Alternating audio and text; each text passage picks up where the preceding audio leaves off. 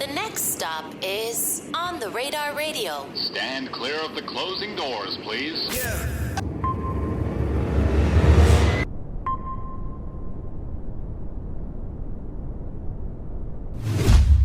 Yes, sir, baby. On the Radar Radio. Yo, very special guest in the building. Come on. The one, the only, LaRussell's in the building. Yeah, Come on, man. What's up? Yeah, come on. One take. One take. One take whole shit. That's what we say here, man. Is there any other way to do it? I mean, wow. Right. You see like the years of pain in my eyes. Right.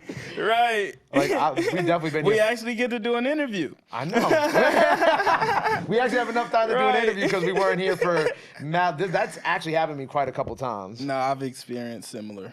Just kind of being in like the space and like. Well, we have like a live session platform too at home, so yeah, we're fully aware of it.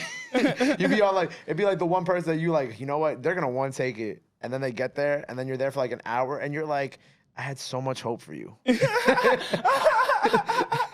right. I had so much hope for you. Hey, but as long as you get it done, that's all that matters. As long as it gets done, right? Because sometimes those are the pieces that go viral, right? Yeah. I mean, yeah. I'm trying to think if any of our multiple take ones have gone viral. There definitely have been. But our most viral one was a one take too. Right. So it's just a different energy. It's a different energy in the one takes, right? You know what I say? I'm like always like, because at this point, it's not like a secret. Like sometimes people be doing freestyles, whether it's my platform or somebody else's. Sometimes people got to do multiple takes. But I always say that like after the first take, like you put all your energy into that first take, and if you mess up, every take after kind of like loses that spunk, right? Yeah, you lose like the spark that you had in the first take because Right. like you start thinking, and then you start getting upset because you're not done with it, and then it's just like all that energy that was there at the start is just kind of like Right. fizzles out a little bit. But how you been, bro? Lovely. Incredible. Welcome back to New York. Yeah, I'm home. You're home. I'm home. Diddy's in the city. Diddy's in the city, baby. Was the last time you were out here when you were with Breakfast Club, or you been out here since then? Yeah, Breakfast Club was the last time we was here. Last year, yep. So this is just we just back to promote like 5 new albums. Man, we back, promoting life. We back promoting life. We got a whole lot of shit going on this trip. It's crazy, like, you know, like watching you, since here's Hovain, shout out Hovain. Come on. Come on, shout out Hovain.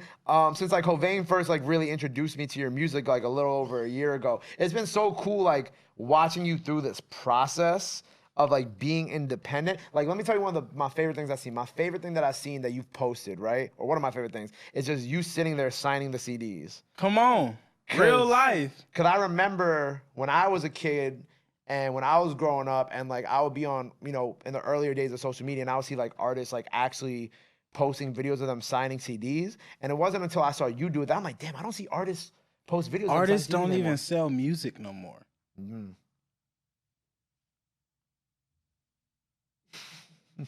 They don't sell physical copies. Well, I mean, some artists still sell physical copies, but not a lot. Barely. Who sell music still? Well, I will say, hold on, I gotta give a shout out to the Griselda boys. You know what I'm saying? Like they be putting out their vinyls. Like, you know what I'm saying? Like and that's because they came up, indie and, in that era, and still operate in that capacity. But most of these artists is like they don't even own the music to where they can sell the music, right? You have to own it to be able to sell it. So. That's a good point. Yeah, it's very seldom you see artists still selling music. Like it's heavily relying on streaming. Mm-hmm. Even with like the vinyls, it's like I always wonder with some of the vinyls. Obviously, we see you signing it, but I always wonder if there's like a stamp. You know what I'm saying? Hey, it's funny during this process because we sold about 4,000 albums. Oh, come on. 4,000 physical copies, right? And having to sign, it was like, oh shit, we gotta sign all these. And someone recommended a stamp, and it was like, nah, we can't do that shit. It's not the same. So yeah, we signed every single one. Did you have to take like interval breaks or? Definitely, it's over a process of days. How many do you think you could knock out a day? We probably like. I don't know. How many in there? Probably like 750 or something, yeah. Oh, that's not bad. Yeah. Come on, man. I'm in there. I got like a J. Cole vinyl at home that's like signed, and I'm always like, hard. I love Cole, right? And I think Cole would sign all of his vinyls, but do I really know at the end of the day too? Like, I don't know. I hope so. Try to wipe it off. But But then if it actually works, Right, whole dream crushed. I'll be heartbroken because I waited like a year for that vinyl too. I'll be like, damn, man. But like even at the same time, when we talk about selling music now, right? At the end of the day, they're artists for the most part when they drop an album. Like you always kind of see like the vinyls and whatnot being sold. But I also do wonder like how much of those do they sell? Because we never see that. They only talk about streams. Right. I think Tyler the Creator had like broke like a record for like vinyl sales. Oh, You feel really? me? Like I think there's some that still. I think it's tough to sell physical product as an artist now, of your music at least, because it's so accessible. So it's like people got to really want it, or it's got to be kind of paired with something. Yeah, like how they used to do like the album bundles before, Right, exactly. Before like I think Billboard stopped allowing album merch. Right. bundles It's to be so counted many for sales. rules. So many rules. Like that for what counts to get on the charts. You know what I'm Exactly. saying? And it's always changing. Gatekeeping. Oh, you consider that like gatekeeping? Definitely gatekeeping. Yeah, I think that it should be. I didn't really like the whole merch bundle thing, but it's interesting now because like I'll look at like an artist, like somebody will post like, oh, this artist sells like 30, 40K first week, and I'll be like, oh, I remember when they did the merch bundles, they were selling like 100K first week. You know what I'm saying? That's not any specific example, but like it's interesting now thinking about it, how the merch bundle stuff affected the selling of product versus now that it's gone, it's like, okay, these are the real numbers. Right. The numbers fluctuated heavily. But as an independent artist who sells his music, all your shit is always We're having a great time. you're having a great time. You put out what? I wrote down how many projects you put out this past year. You dropped 6 albums this year, or 6 projects this year. I think in the past year, is that accurate? It's about 6 or, yeah, is that accurate? In the past year? No. Oh, since January. Yeah, since January. Since January, yeah, I think like 6 or 7. Crazy. Yeah. I talk to a lot of people who drop a lot, but I think you might be the first. Oh, we person got more to go. for this year. Yep. We got more to go. You serious? I'm dead ass. Oh my God. For you, is it like when it comes to like dropping this much, right? Do you feel like there's ever too much in a year, or No. you're kind of like I'm interested to hear your thought process behind that too. Nah, I don't think people ever get tired of the good shit. Like, I used to smoke weed every day, all day, because I enjoy it. I don't think you would ever get too much of it if you love it. You feel me? Like, some people might feel like it's excessive, and those people will just fall off and not listen to it. But the people who love it, they're going to keep enjoying it. It's never too much. Right. You don't smoke weed like that anymore? Not as much. Every now and then. Every now and occasionally. then? Was there a reason for it? Sometimes it just makes me really lethargic, and I don't be wanting to do shit. You know, sometimes I smoke and I'll get a lot of shit done, and then sometimes I smoke and I don't get shit done. So it also just makes me, it's easy for me to avoid life and emotions and shit when I'm high, because I'm just like kind of numb to it. I'm just enjoying the space versus really sitting with whatever I'm feeling or dealing with. I've been talking about that a lot recently too with people. Just like I've had a couple artists on the show lately who have dealt with a lot of loss recently, and we've been talking about like dealing with feelings, right? And we even spoke a little bit about like how weed is like an escape for a lot of people to Definitely. avoid dealing with, whether you lose your friend, a family member, or whatever through, natural causes or through violence. It's like, how do we learn to actually sit with these feelings that we're having instead of repressing them and going to our vices? You can only do it by doing it, right? But we never really take that time. We go straight to the weed because it's like you get all these emotions and they get bottled, and it's like the weed kind of relieves it. But you really only get through it by going through it. You really got to just sit with it, and each day you kind of get better at it. And you felt like you've been getting better with it? Some days. Sometimes it's like, it's a fight, it's a fight. It just depends on the day. Some days I'm stronger and the fight don't take as long, and some days I'm weaker and I'm fighting all day. So it just depends on the state, but definitely I'm getting better just as I grow in life. Right. I was gonna say, what type of state have you been in like as of recently? Roller coaster, fluctuating. Some days I'm really high and I feel really good and proud of everything I've done and built, and some days I'm on the latter end where it's just I'm just conflicted with everything that's happening and all the change and transition. So I think that's a constant for me. It's always been a roller coaster. I'm high and low. In a way, is it kind of like imposter syndrome?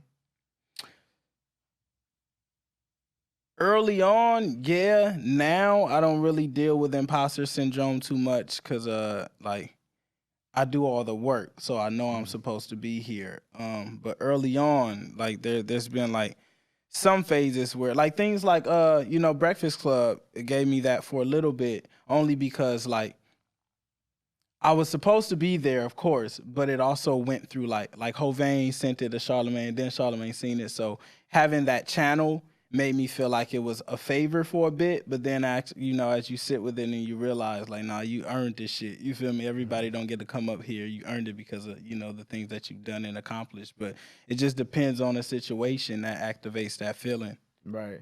And like I definitely think you earned that because like if somebody fucks with you and they invite you to your platform, right? It's not a favor. It's like, oh, I actually like your music. You know what I'm saying? Right. Usually, but in this business, there's a lot of favored business, right? Like you see a lot of platforms where people go on there and you're like, how the fuck did they make it there? And it's because the label paid or somebody did their job to make sure they was on there to be seen. So usually, but it works both ways in this industry. It's a lot of favors and a lot of payola. So you can end up in places where you shouldn't be at. You feel me? Like you don't have to earn your spot in this industry. You could pay for it. Right. And I even think of like when Charlemagne first co-signed like Party, right? Called like Party, like the industry secret weapon, or right. like, or Cardi. Right. You know what I'm saying? Like I don't always see him co-sign like a lot of artists like that. Right. You know very seldom. Very seldom where it's like where like I'm sure like he like likes artists, but like he doesn't go out of his way to talk about artists he likes, at least from what I've seen in my time spent there and what I listen to on the Breakfast Club. Definitely. So when I see him talk about you, I'm like, yeah, he alleviated a lot of that because he just shares so much of my shit. Like he constantly shows that it's legit and genuine and he's truly a fan because he does a bunch of shit he doesn't have to do ever. Yeah. Like when he posts your music, whether it's on the story or whatever, it's like, all the time. Sometimes he'll post it and I don't even know what happens until I'm like, why am I gaining a shit ton of followers? What happened? And I go look and it's like Charlemagne. It's like shout out to Charlemagne. But I think yeah, you definitely earned everything. But you were talking about like transitions. Like what transitions have you been going through lately? Every single one that comes with having success, dealing with a different amount of money also comes with a different amount of responsibility and due diligence that has to be done. Paying people, taking care of business, taking care of your family, your friends, the awareness that comes with it. Like it's different when no one knows who you are and when everyone knows who you are. Like you have to have a different level of awareness of just what you do and what you say and where you are. You feel me? So everything, the whole transition of going from no one knows this is a thing beyond the homies to the whole world knows this is a thing. Yeah. Taking care of everybody is like a lot of pressure too at the same time because exactly. That's something that comes with it as well. It's like you have to do your part. You feel me? Because everyone eats off the hunt. You feel me? So it's like you got to make sure you go hunt so that the family could eat as well, and that comes with its own pressure too. Right, but you're also like feeding more people than just your family because you just opened up this cafe. Right? Come on, you like that transition? Come right? on, yeah, we feeding the whole hood. You feeding the whole hood. We feeding the whole hood. So I seen a couple posts about. So you bought a cafe, right? So I'm partnering with a cafe. Partnering with a cafe. Yeah, okay, but I bought it out for the next 3 months. Oh, fine. Okay, so it's a temporary thing for now. Yep. But it could go longer depending on what goes on. Exactly. So for the next 3 months, pay for what. Proud to pay. Proud to pay. Pay right? what you want. Whatever That's is worth to fire. you. Right? It's different. It's different. I can't think of somebody who's done that. Like, you can't. Don't even try. Where did this idea begin to start this? Man, so we started with just brunches. I was doing Proud to Pay brunches because just in Vallejo, we got like hella homeless, right? And I just feel like food is hyper communal. Like that's just something everyone kind of bonds over. And everyone doesn't have access to it. So we started doing daily brunches, like once a month we were doing, or once every 2-3 months we were doing a brunch. I buy out the restaurant and everybody can come eat and pay what they want. But I don't know, this time I just felt like it needed to be bigger. We're in a bigger position and in a grander position, and I feel like a day isn't life-changing. That's not enough, like that shit's kind of like buying backpacks for kids. It's like, yeah, that's cool, but that doesn't really change no one's life. Like that doesn't do shit. They just got a backpack. It's like checking a box. Doesn't really help, right? It's like checking a box. Oh yeah, I did my charitable contribute. Like that doesn't do shit. So with this, it was like I wanted to do something that was actually life changing. So for the next 3 months, there's some people who barely ever get to eat who get to eat every single day. And that could be very life changing. That changes your attitude, your mood, everything. That's fine. So the cafe, like, well, not 24/7, but however long it's open for the next 3 months, like time-wise during the day, people can go in there anytime as long as it's open Do they thing. and pay however much they want. Exactly. That's incredible, bro. Come on. That must have taken like a lot of effort on your behalf to one kind of like, I can only imagine how many steps it takes to get to that point, like what, negotiating and then figuring out, is this a feasible thing for them to do at the same time? Man, what's beautiful is like the owner of Momos Cafe is a huge fan of mine and just a huge supporter of what I'm doing. So it was no back and forth. Like every idea I bring to him, it's like, let's do it. I trust you. Let's go. And he knows I'm hyper strategic. You know, I'm not going to do anything that I feel like isn't worthwhile or something we're going to lose on. We can't lose. You can't lose when you feed the community. It's like, brother, it doesn't matter what happens monetarily. We change people's lives for 3 months. There's no loss. Yeah. And you never know what a couple good meals a day for certain people could do for them too. Life-changing. Families. There's some people who have families where they can't eat. You feel me? So that's life-changing. And I know that all the good people who are like me and similar is going to take care of the people who can't afford to pay more. Like, that's just how it works. That's fine. So this goes until the end of December, right? That's 3 months? Yep. So it's till the new year. And then I'm sure when come the new year, you'll have a bunch of other plans with a whole this, bunch of new ideas. Yeah. I'm sure, like, for the people who watch this who are gonna go to the cafe, don't worry. This won't be the end. He's gonna have brunches, a bunch of other stuff. No, but please come during this time. But yeah, it's a special moment. But yeah, there will be more, right? And it's holiday season. It's just the perfect time. People go Christmas shopping, go get some food. You know, a lot of good things going on. Right.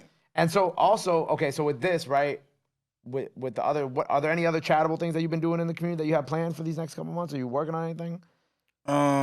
So next year we're gonna do the first Proud to Pay festival, right? Which is gonna be big. Vallejo has never had its own festival of this magnitude. We're renting out Solano County Fairgrounds and bringing a lot of dope artists out, and that's gonna be the first of its kind. Other than that, I mean, we just contribute to the community by like being like we've really changed the energy of Vallejo, and you know, there's a lot of people inspired and feel like things are possible. For a long time, we didn't have anybody make it out of there that made this type of shit feel tangible.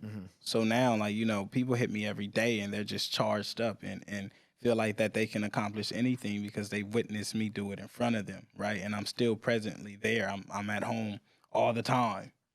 Right. We even see like with the videos on your IG and shit like that, the concerts that you've been throwing out there. I'm at home. Shit like that. You at home. Right. Literally at home.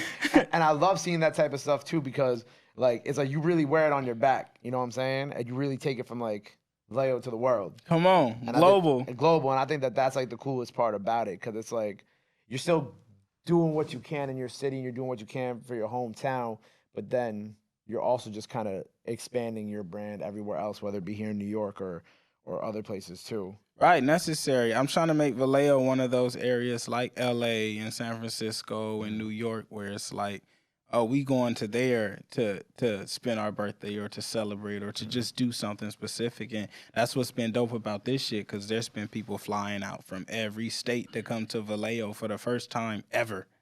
Shit, I gotta come. You gotta come to the backyard. I gotta come to the backyard. That backyard lecture. It's different.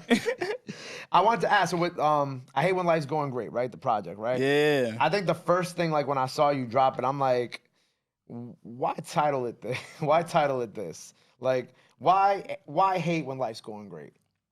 I think that's a feeling that comes with success. You ever like now that your platform is like booming, you ever have those self-sabotaging thoughts that just make you kind of like conflicted on everything you've built and accomplished, and you don't really understand why you feel these ways and why you have all these emotions? It just comes naturally with it as you progress. Yeah. I definitely think about that. There'll definitely be some days where I'll be like you probably be sad some days, and it's like you're sad, but you built all of this, right? And it's not something you necessarily understand, because it's like, wow, shit's going well. Why am I feeling this way, right? But it's a natural occurrence, just being human. Yeah, I think there'd be some days where I'm like super hyper happy about like things going well with the show, And then there'll be like certain days where I'm just like, not that I'm like fuck this shit, I don't want to do it anymore. Like obviously I wouldn't have, if I was ever like that, I wouldn't have my own studio. But there'd definitely be days where I'll be like, damn, like I wish I could just not do this for a month. But then those feelings come and go. You know what I'm saying? Exactly. I think you know what it is, and you could tell me if this is how you feel too. Sometimes it's just like there's so much happening all at once, right? And it's all good stuff. But like sometimes even too much of the good stuff is like it's too much, you know. And you just and it's just everything that comes with it. Like Yeah. as you grow and you progress, a lot of shit changes and you get just different. It's just a bunch of shit that comes with it that is like, I'd rather be here where I am than where I was. But there's also a bunch of shit that was where I was that I enjoyed as well that is no longer here. You feel me? I think the one thing that like I enjoyed back then that I don't have anymore is like the ability to, and this is gonna sound stupid, but it's valid. I'm sure you probably experienced this back home, is be able to just like go certain places and like be able to just chill and eat and whatnot without having there's some places in New York where I can't go where a kid won't run up to me and be like on the radar. And I used to like go Right. there, and I can't really go there no more. And it sounds dumb because I'm not like a famous person, but like in certain areas of New York, it's like I can't just walk around there regularly and like, think everything gonna be sweet. Right. Like, it's like I gotta somebody, you never know. It's like being a famous person. Like you walk around and you just don't know what people's intentions are, even if it's good intentions. Somebody runs up to you on the street, you don't automatically know if they are gonna have a good intentions when they come to speak to you.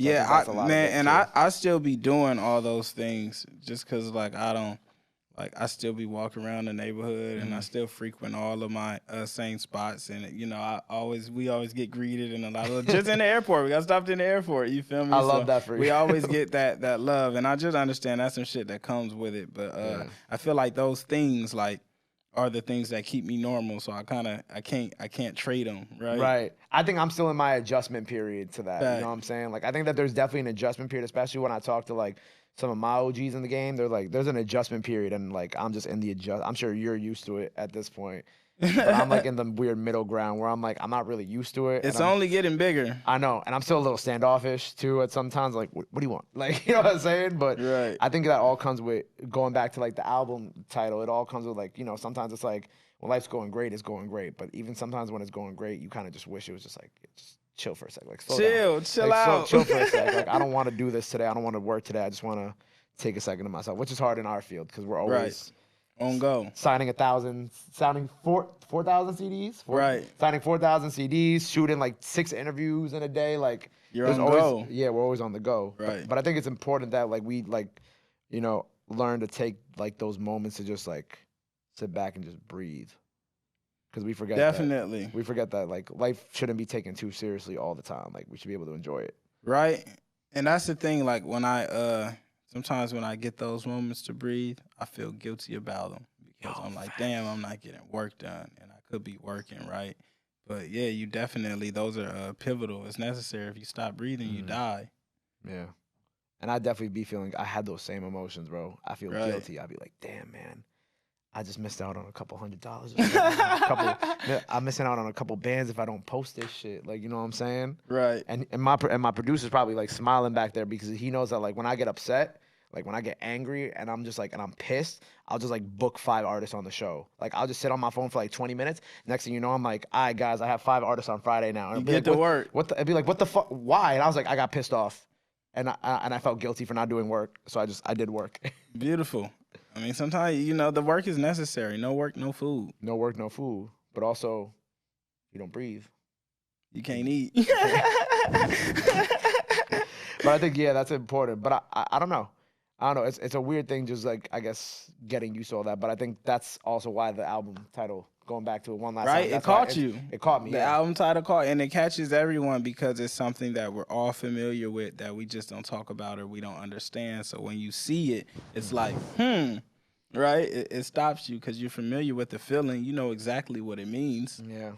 But it's also like, that's why I wanted to ask you about it, because I want to be like, because it caught me and it made me think about it too, right? Even like when I'm checking out the project and I'm listening to it, I'm like going back to the title and I'm thinking about this a lot.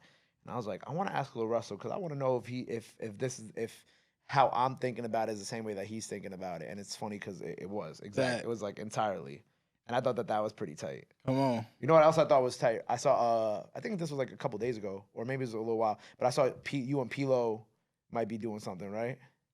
Yeah, man. I saw that on Twitter. I went, bro, come on. You already know what I'm doing. Pilo had tweet. Are you a fan of Pilo? Yeah. Tight. So you tapped into the Bay. You know what's going on. Yo, beautiful. Shout out my boy Christian. He was one of my very, very, very, very best friends from college. He's from the Bay. Back in college, he used to put me on to everything and out there. Tight. Yeah, man. Pilo tweeted he wanted to produce an album and got social media in a frenzy and fired up. And we already got stuff in the works, man. Pilo's just a great person, just a dope human, and he supported early and really put me in a position to just eat and build my career, off of his platform. And he always shares his platform. He's always willing to share a stage. He's just a great dude. I think I see that with like a lot of artists in the Bay, because I remember like early on. Well, actually, when I first got introduced to Pilo, I kind of had like a tiny little Bay Area phase in high school, right? Like I felt like Pilo, Easy. There was like a bunch of artists that I had like a Bay Area playlist, right? Just a kid from New York. I don't know. I was into it.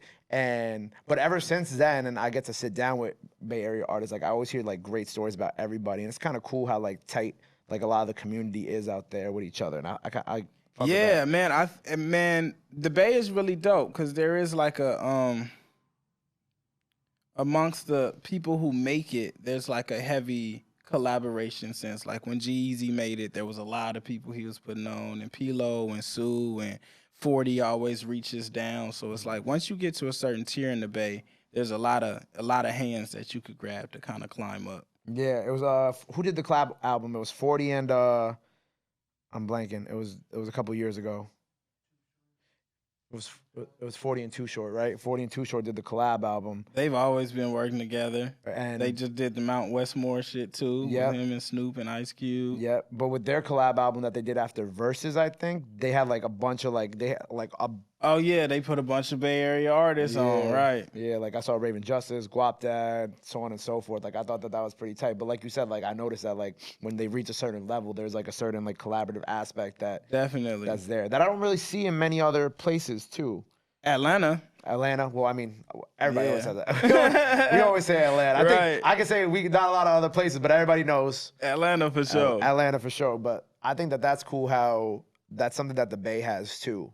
Because every city always is like, oh, we got to be like Atlanta. Oh, we got to be like Atlanta. Right. But y'all actually have people who treat it like that instead of just talking about it. Man, the Bay, you kind of have to. Like, we have a ecosystem that really depends and thrives on us kind of working together, right? Because the Bay has never had infrastructure. So it's like back then, if you wanted to get on the radio as a Bay artist, you needed to get on with a E40 song or a Too Short song, someone larger. So I think that ecosystem really thrives on collaboration. Right, I definitely see that. I think that shit's fire. Something else I saw you post, I think it was on IG. You basically like the future of independence, right? Come on. And that's you. Yeah. Why are you the future of independence? Why do you believe this? And what is the future of independence? What does that look like? Well, I think I'm the future of it because I'm the present of it, and since I'm only going forward, and I can only be the future as well. But I think it's just we're creating. I think I'm the first independent artist that's really creating like technology and infrastructure to back the ideas and the things that I'm executing. Like not only am I doing offer-based shows, but I'm creating the technology for other artists to do it so they can make the similar revenue. Right. Not only am I selling my albums direct, but I'm getting equity and partnering with companies that's allowing and you're about to see a bunch of indie artists run the same play that I just ran. I love that. And building the venue in the backyard, it's like I put on a lot of artists under me as well. Like I brought them onto my platform early and gave them a platform to get a new audience and helped a lot of artists cultivate. So I think that is what independence truly is. We often see a lot of independent artists where it's just about them. Right? They didn't really give anybody else anything beyond the blueprint, which is a very big thing, but they didn't really give anybody else anything substantial to get to their level, right? It's like, this is what I did and this is where I am, but it wasn't too many things where it's like, okay, you can get here by doing this or using this technology or platform that I developed, you feel me? So we're the first ones that's really providing something for the next wave to actually use tangibly. And it's more like what I've seen when it comes with like independence and kind of going off what you're saying is like people will bring people up in the sense of like, all right, cool, I got you up here. good luck. You know what I'm saying? Like, it's not so much like, you know, like, not saying that you got to be hands-on with every single artist fully, but it does seem like that you're a little bit more involved than just like okay, brought you up here. Yeah, man, the artists Now- that I love, man, you'll see in frequency. Like, you'll see my backyard venue. Like, there's a lot of artists that have content back there. I give other artists content. I bring them on stage and make sure, like, when we send content packs, they got 6-7 pieces that they could post. I'm giving them, you know, just access to all of my resources. When we find people we love, we're, like, giving them the entire blueprint, the entire access. I'm going to teach you how to run the shit, you feel me? So, yeah, it's just something that's really being passed down. And I love that you created that backyard venue too. That shit looks so dope. We had in the vids, to, bro. That shit looks so fire, and it's such a good idea too. That I feel like a lot of people like. I'm surprised nobody thought of it before. Or maybe somebody has thought of it before, but the execution of it was that you the created execution, is right? different. Everybody got thoughts. Everybody got thoughts, but Everybody don't do it. but the way you guys did it was really dope, and I really respected that. So like I feel like I talk to a lot of independent artists here from New York, right? Because I think like, you know, we have a lot of young like artists out here, especially like in the drill community, who are working to, you know, reach this certain level independently too, because not everybody wants to sign to a major, right? And what would be like the steps that you would, you know, what would be the steps that you would recommend for some of these younger artists that, you know, not just from the West Coast, but just from like the East Coast down South? Like, what do you feel like should be like the first initial steps for these young guys as they're trying to be independent, successful artists? I think first is honing your craft and making great music. I think great product sells more than anything else. Like, you can have the best marketing in the world, but if your dope is trash, I'm not coming back to buy it. Like, that's just what it is. Make great product first, and then do it consistently. If I come back to your restaurant the next day and it's not as good as it was the first day, then I'm not coming back a third time. You're not consistent. So great product and then consistency. And then thirdly, I think it's great marketing. And that's just sometimes great product is your marketing. Sometimes you don't even have to worry about that end because your product is so great. People are talking about that shit, right? And after that, I think it's developing a great live show, which comes with you really developing and honing your craft. A lot of these artists can't perform. They're rappers, but they can't rap. They're singers, but they can't sing. That doesn't make any sense. But it's gotten to that point because it's gotten to that point because the bar for entry is so low now. Like, you know, I've had someone tell me that they didn't even know rappers really performed until they seen me perform. Like, they've been to shows and everyone's rapping over their fucking song, right? It's a sing-along. And it's like, it's just deviated so far from the art, but that's what separates you. You know, if you go to a festival and 90% of the artists are all rapping over their track and you come out and you actually rap your shit, you won everybody over, you feel me? So really working on your craft, I think that's the most important part that everyone skips because they have the ability to just make anything and just share it with the world, that they really don't have to hone their craft no more. That's a great point. Please stop doing the sing-alongs. Like, I get it. Very important. I understand, but very important, right? If you're a rapper and you can't rap, that's the craziest shit in the world. Yeah. Right. Like, just look at when like LaRussell performs or when Cole performs. Like, yeah, all the greats. All the beats. Like, it's just beats and that's it. And I think that that's important because, like, I don't know. Let me think about this real quick. Make sure you rehearse your shows. That's what I wanted to say. Please very important. It's not that expensive to rent out a studio before. You don't even have to do that, bro. I broke it down to the homies. Like, when you driving in your car and you on the way from point A to B, play the instrumentals. Instead of listening to some bullshit, just play your instrumentals and rap along. When you in the shower, play your instrumentals and rap along. That's rehearsal. You feel me? You getting it memorized, you getting the muscle memory right, and you getting the repetition in. It doesn't even have to be you go to a rehearsal studio and set up and all that shit. It's not that difficult. Just sit in your room and play the beats on the speaker and rap over it. Simple. Easy. Simple. You also work on a new book. Yeah. Tell me about the new book. What's the new book about? It's going to be called I Hate When Life's Going Great, and it's basically about the journey. It's about the entire journey here. This is your self-help book? Yeah, this is a new self-help book, and it's not really self-help. This one is different from the previous one. This one is more like a behind-the-scenes look of just the journey. So moments that you guys seen, Breakfast Club, LA Leakers, and shit like that, it's kind of just me going into detail on some of the things that happened behind those moments that people didn't get to experience, and just it's filled with some gems that I've used to navigate life and get here. That's fire. How many shout outs to Hovain you got to put in that book? Man, there's a few Hovain shout outs in there. He earned them. Now, okay, because I said I'd ask a Hovain question in this interview, right? And I didn't really think too much about it before we got to this point. So I'm just winging this question, right?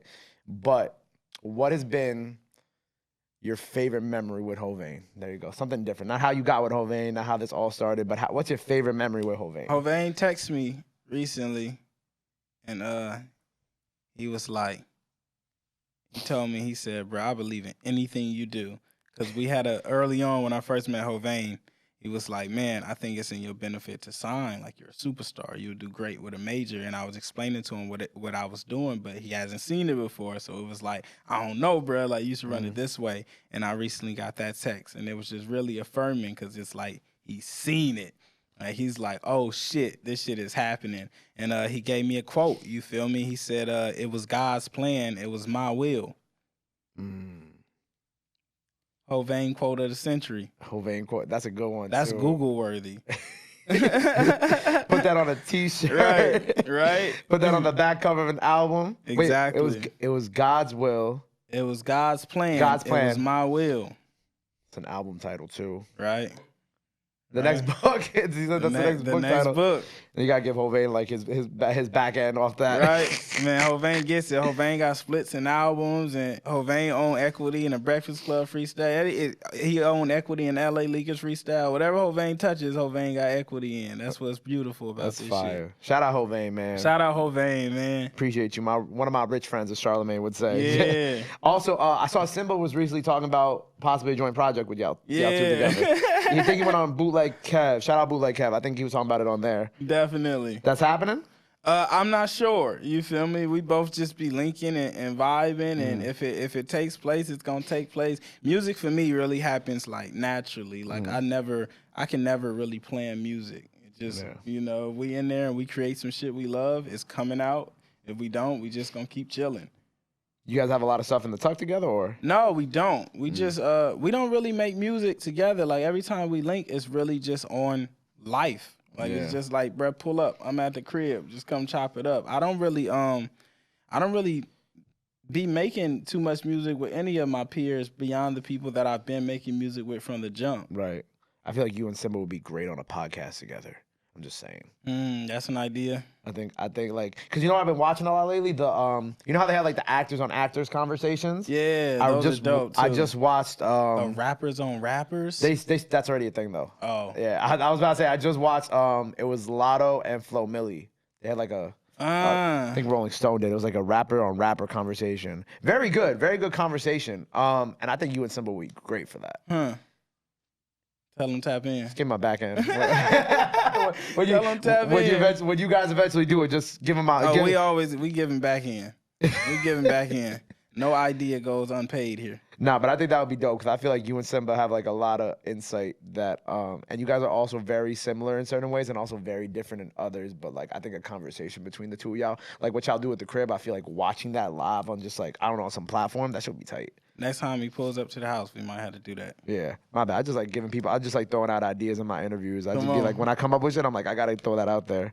So what's next for you after this? We got the book, we got the fest, got the cafe. Yep. More projects this year? Of course. Tons of more projects. I'm really on a spree right now. I just want to see what's possible and what's capable. I'm just 3 years in, and I feel like my catalog is already longer than people who's been in for decades. But I'm really trying to, put up Kobe numbers before I leave and just see what's possible. As long as I'm making it, I'm putting it out. So yeah, we got tons of music on the way. But you got some great shit albums. too. Really? Well, I mean, all your shit's great. Like what? He said some great shit. Like everything you don't put out is fire. Come on, facts. So how many more projects do you think we're getting this in 2022? Honestly, I'm scared to ask that question. Look, everybody, look at all. Well, she's yawning, but like everybody else is like. Probably 3 for sure. Yeah, 6 so far. Probably this year. 3 for sure and 5 if I'm feeling spicy. Yeah, so 6. Yeah, so 6 more projects before we're in October. Sometimes I just hit these. Sometimes I hit these pockets. Man, I dropped 6 albums in the literally last 8 weeks of 2021. You know, so sometimes I just hit these pockets where I'm just like, bro, let's just let it go, right? And I just want to be free, and so I could work on new shit. So yeah, you never really know. It just depends on how I'm feeling, but it's gonna be a shit ton.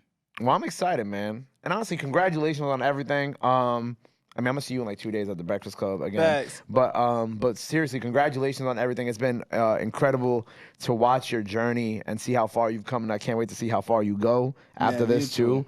A lot of projects on the way, book on the way, festival on the way, Disneyland. cafe. We building Disneyland at home. Building Disneyland at home. Before we get out of here, anything you want to let the people know, where they could follow you at, all that good stuff. Now is the time to do it. This camera right here. I'm at LaRussell on everything. At Good Company is the brand. Just stay tuned, man. It's a hell of a movie. The greatest action-packed movie in the world, and I do all my own stunts. You heard the man. He's got 6 projects out in 2022 alone, so make sure you go run all those up. They're all incredible. Make sure you go get his books that are out now. Go follow him. Go show him some love. Go run up that freestyle. Love is free. Support is free. But y'all already knew that. Till next time. Come Russell on the radar. We out. West Coast in the building. Yeah, it's different. It's different. Love it. That was dope.